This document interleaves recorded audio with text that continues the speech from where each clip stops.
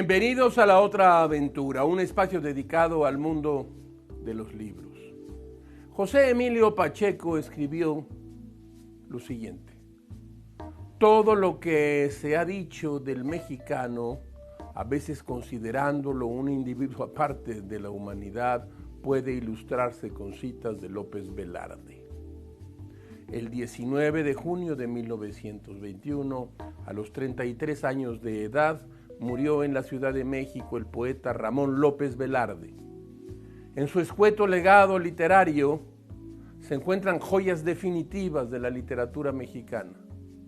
Por cierto, el escritor Enrique Krause escribió con motivo de los 100 años de su muerte, estos que hoy estamos aquí conmemorando, que si nuestro país no estuviera desgarrado por la discordia política, si recordáramos que ante todo somos una nación centenaria en construcción cultural, este habría sido el gran año de López Velarde.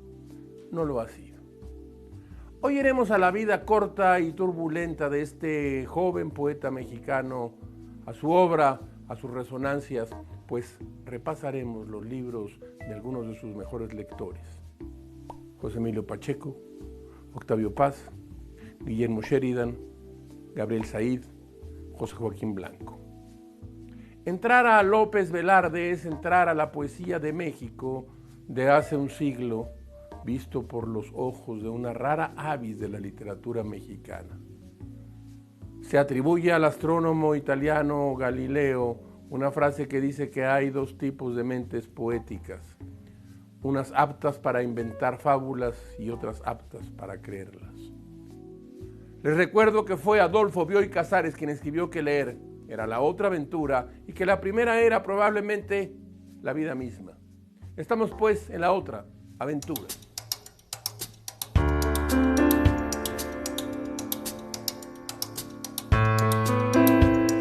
López Velarde fue un joven abogado huérfano de padre y sin mayores riquezas que vivió atormentado por la pobreza de su familia.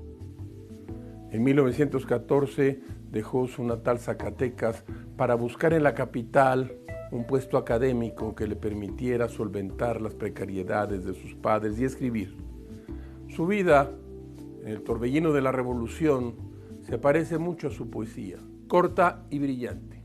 Se le ubica como un poeta del final del modernismo, de la realización completa del modernismo, inaugurado en México por Gutiérrez Nájera, el Duque Job, y un gran poema, La Duquesa Job, cuando López Velarde tenía apenas 8 años.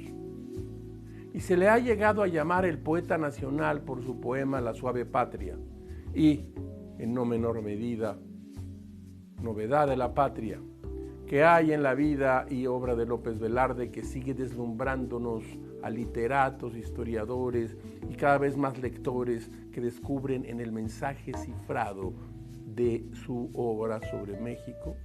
No es casual que José Emilio Pacheco defina su vida con una frase que dice así: Ramón López Velarde nació el mismo año en que Darío publicó Azul, Rubén Darío, como Gutiérrez Nájera murió en sus 30 y no salió del país.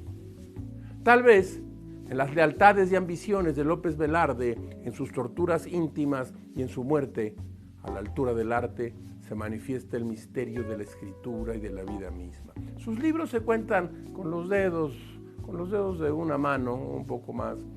Sus poemarios son La Sangre Devota, de 1916, escuche usted, Zozobra de 1919 y El Son del Corazón de 1932. 2 libros de prosa poética, ensayo y crónica, por decirlo así.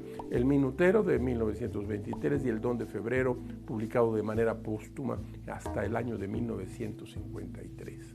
En su poema La Última Odalisca, López Velarde dejó una pista de su alma turbulenta. Escuche usted: mi carne pesa y se intimida, porque su peso fabuloso es la cadena estremecida de los cuerpos universales que se han unido con mi vida. No me va usted a decir que no son unas líneas notables. Ramón López Velarde.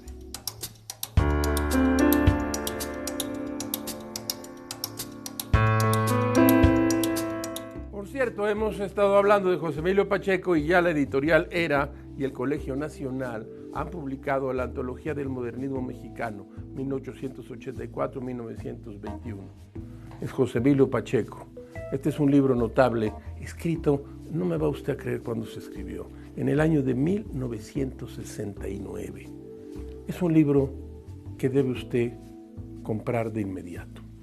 Guillermo Sheridan escribió este libro, Un corazón adicto, la vida de Ramón López Velarde y otros ensayos afines, en la colección Fábula de Tusquets.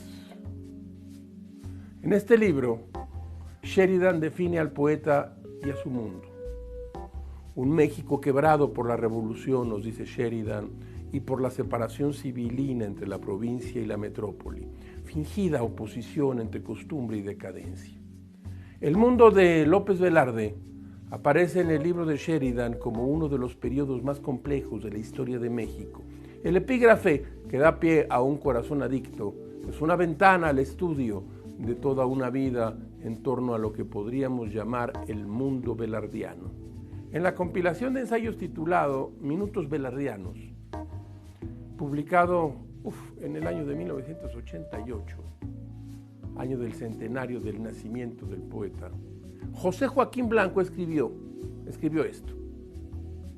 Se necesitó demasiada terquedad e ignorancia para referirse a López Velarde y a su poesía como una calca, modelo o representación emblemática y cristalina de no sé qué identidades, formas y colores del alma nacional, dice Blanco.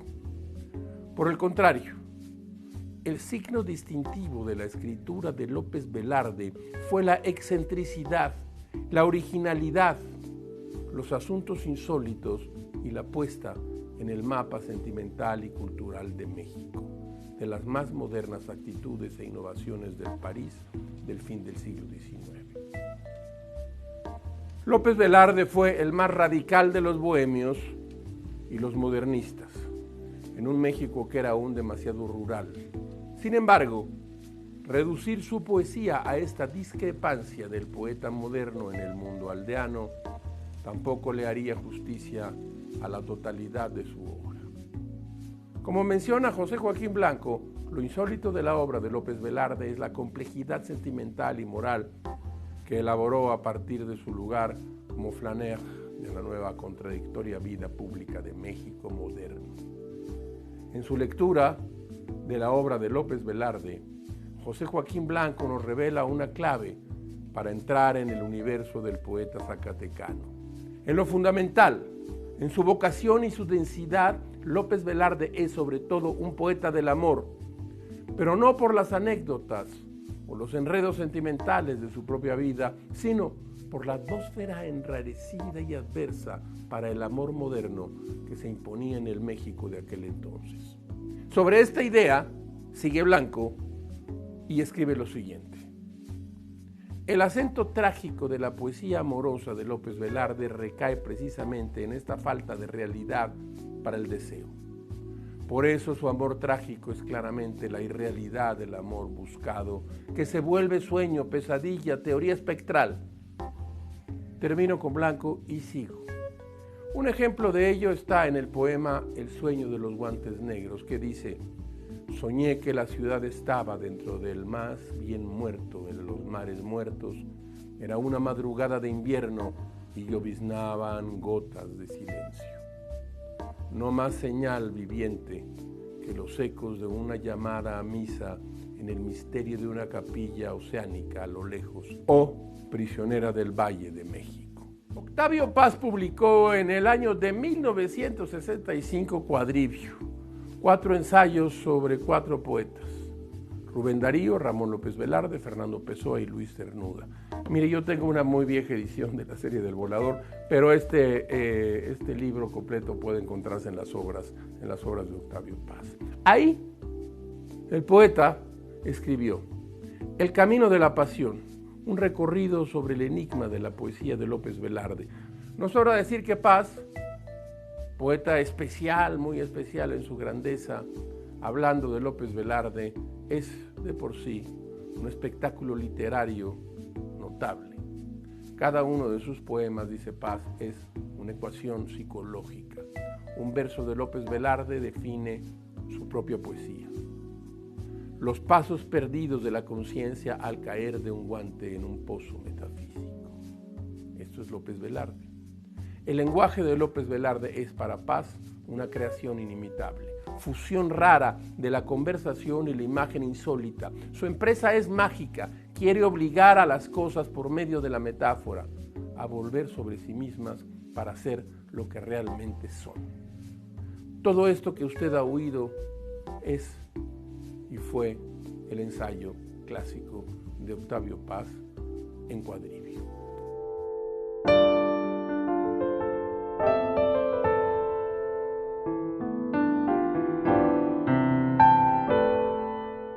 Bueno, miren ustedes, hemos hablado de José Emilio Pacheco y no hemos mencionado este libro que publicó recientemente Ediciones Era en una coedición con la Secretaría de Cultura.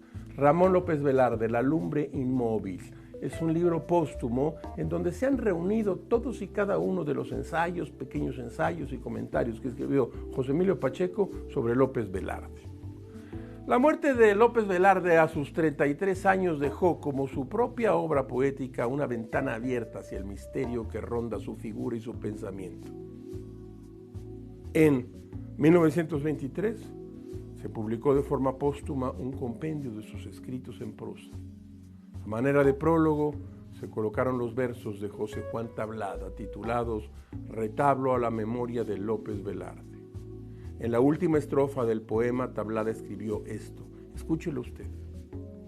Un gran cirio en la sombra llora y arde por él, y entre murmullos feligreses de suspiros, de llantos y de preces, dice una voz al ánimo cobarde. Qué triste será la tarde cuando a México regreses sin ver a López Velarde. Esto lo escribió José Juan Tablada. En 1927, para la revista La Voz Nueva, José Gorostiz escribió: nadie quería confesarlo, pero la muerte de Ramón fue una tragedia pavorosa. Ahora puedo decirlo. La muerte no fue para él un accidente natural de la vida, sino el golpe repentino e inexplicable que, de vez en vez, tienta la resignación de los hombres. En 1991, en la revista Vuelta, se publicó el artículo sobre la muerte de López Velarde. Allí, Guillermo Sheridan, de quien ya hemos hablado, puesto que escribió su biografía, asegura que hay suficientes pistas en el texto como la flor punitiva, candil y meditación de la Alameda para tener una sospecha razonable de que la muerte de López Velarde haya sido consecuencia de la sífilis. Esta es una hipótesis interesante.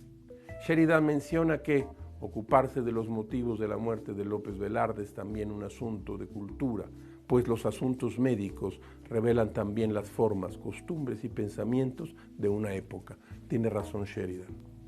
La sensación de culpa por haber adquirido aquella enfermedad pudo ser un motivo en la propia escritura del poeta. En 1988, José Emilio Pacheco interpeló al poeta en un texto titulado La prisionera del Valle de México. Allí Pacheco se confesó de esta forma. Se confesó y se expuso a sí mismo. Queremos entrar a saco en tus papeles privados, revisar tus sábanas, descubrir tus huellas genitales. Has caído en manos de la policía judicial literaria.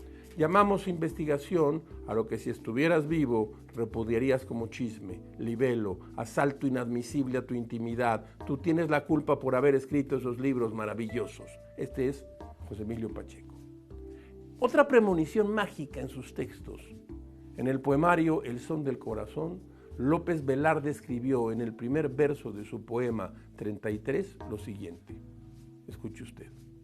La edad del Cristo azul se me acongoja porque Mahoma me sigue tiñendo de verdad el espíritu y la carne roja y la talla al beduino y al urí como una esmeralda en un rubí. No, así se las traía López Velarde.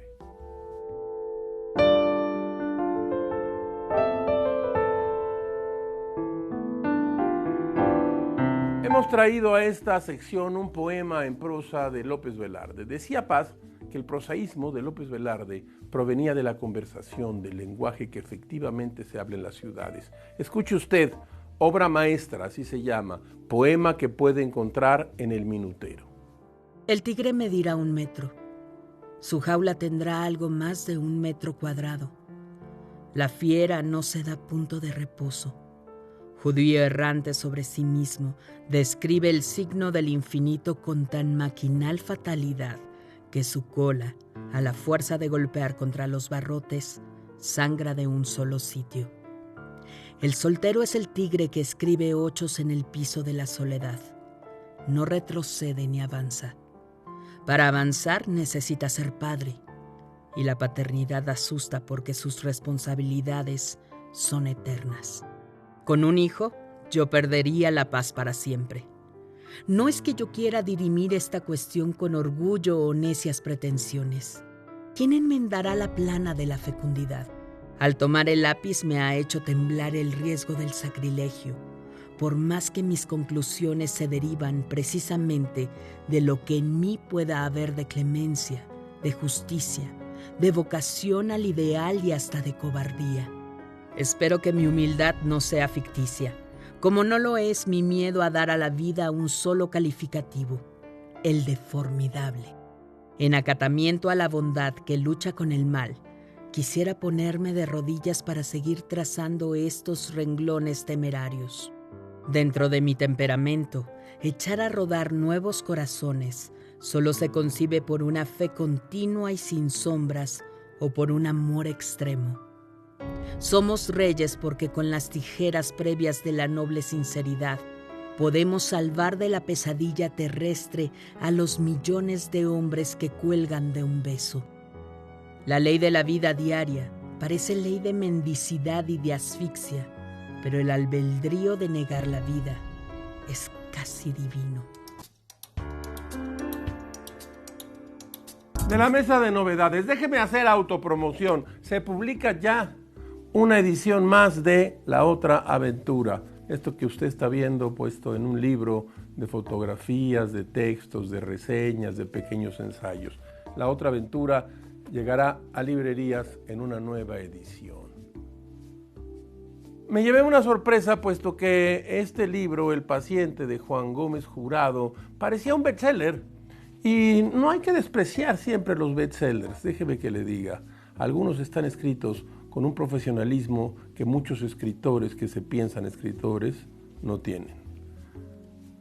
Un cirujano que se enfrenta a una decisión imposible. 63 horas que pueden cambiar el destino de millones de personas. ¿Hasta dónde serías capaz de llegar para salvar a quien más amas? Pues yo voy aquí y se deja leer realmente muy bien. Random House Mondadori. Páginas de espuma.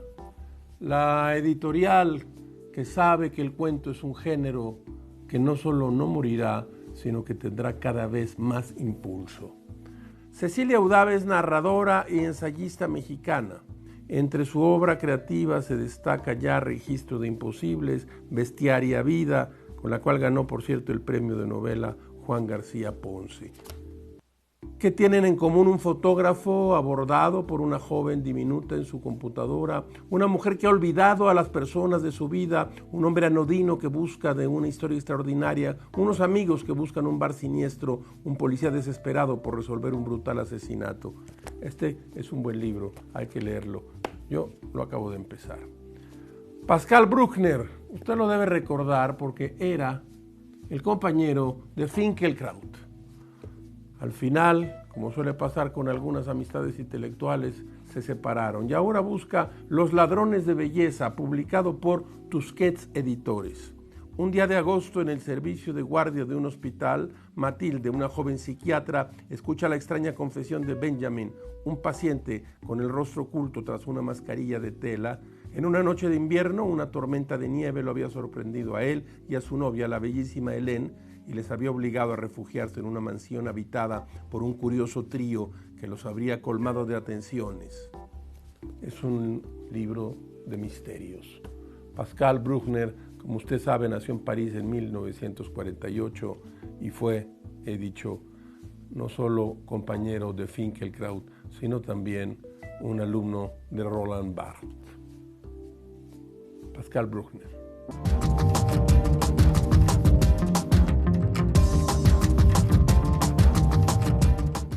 El momento que definió a la historia de México del siglo XIX, la Guerra de Reforma. Santos Degollado. Ese hombre que una y otra vez tomó las armas, aunque perdía, y volvía a insistir. Yo creo que la palabra clave para definirlo es tenacidad. Sí, era un hombre tenaz, pero además también era un hombre convencido de las ideas liberales y claro, luchó en contra del clero a pesar de ser un católico, como todos los liberales del siglo XIX. Es importantísimo conocer de cerca su vida.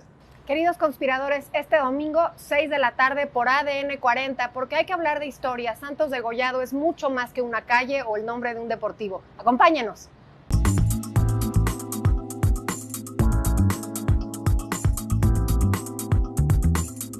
No me condenes.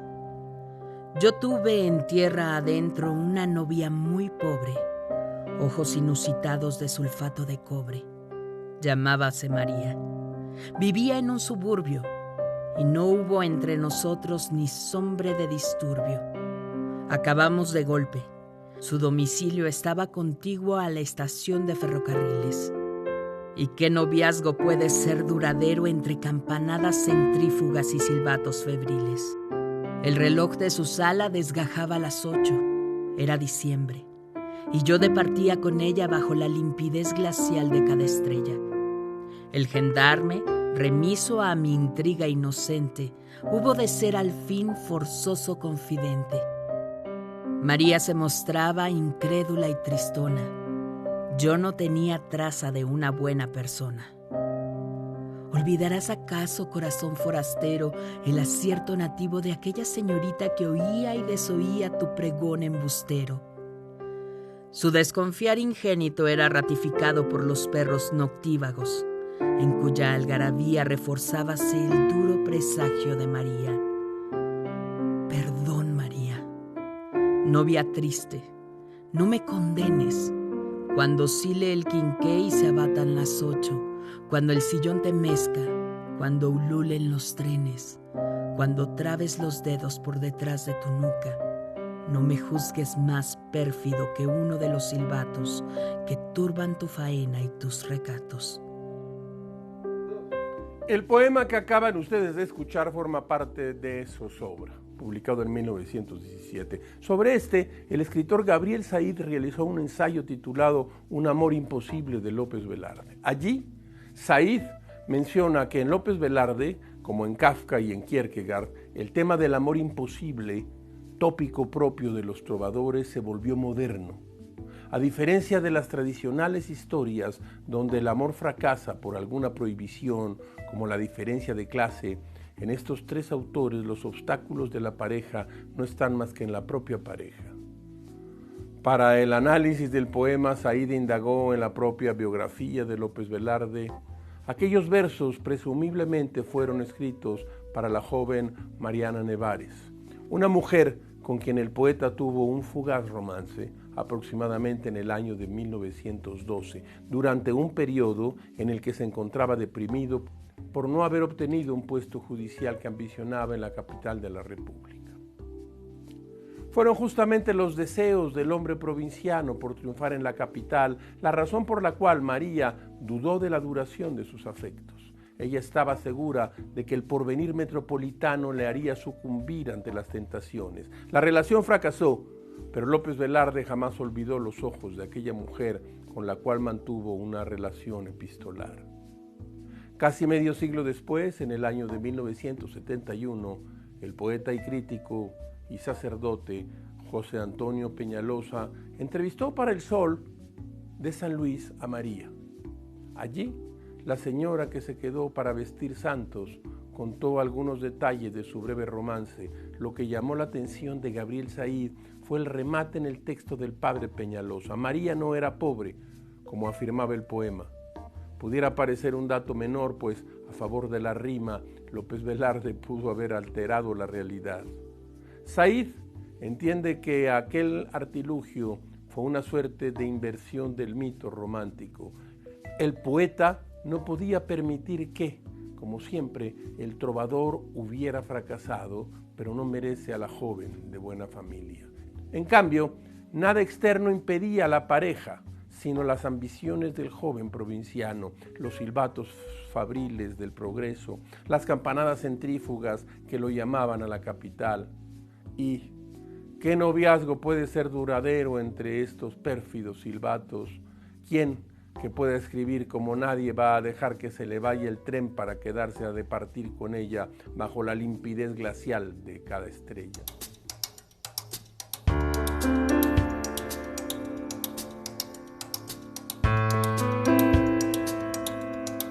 Como todas las semanas, usted encontrará aquí un espacio para la felicidad de las frases célebres.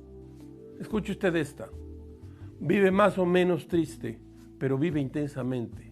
Y es de aquellos que, al morir, podrán desdeñar desde el ataúd que contiene una amplia y aguda experiencia las lágrimas de sus deudos. Ramón López Velarde. Hemos llegado al final de esta emisión y de esta aventura. Soy Rafael Pérez Gay y los espero aquí la próxima semana. Hablemos de libros. Abres una puerta y detrás de ella aparece un mundo. Eso es un libro.